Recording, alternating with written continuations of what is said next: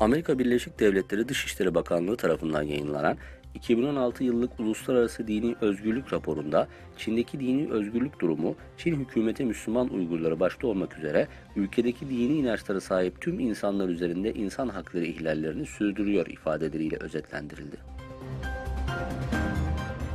Cumhuriyet Halk Partisi İstanbul Milletvekili ve Genel Başkan Koordinatör Başdanışmanı Erdoğan Toprak, hükümetin Çin politikasında radikal bir değişikliğe gittiğini belirterek, ilk işaret Cihatçı Doğu Türkistan İslami Hareketi'nin terör listesine alınmasıyla verildi. Üçüncü nükleer santrali Çin'e vaat eden Cumhurbaşkanı'ndan sonra Dışişleri Bakanı da Türkiye'de Çin karşıtı faaliyete izin verilmeyeceğini taahhüt etti. Bu adımların neması olarak 1 milyon Çinli turist bekleniyor dedi. Çin'in Hong Kong özel idari bölgesinde 2014 yılında düzenlenen Şemsiye Devrimi adı verilen protestolara katılan bağımsızlık yanlısı 3 kişi 6 ila 8 ay hapis cezasına çarptırıldı. Uluslararası Para Fonu olarak bilinen IMF, dünyanın bilinen ikinci büyük ekonomisine sahip olan Çin'e hızla büyüyen dış borçlarının risk teşkil ettiği konusunda uyarı yaptı.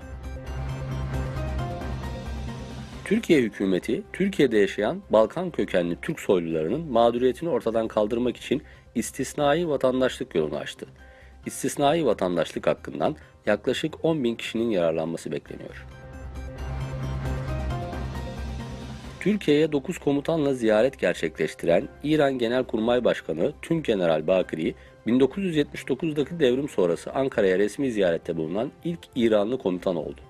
Bakiri, Türkiye'deki temaslarına ilişkin İran medyasına yaptığı açıklamada, iki ülkenin terörle mücadelede istihbarat paylaşımı ve operasyonel işbirliği yapacağını ifade etti.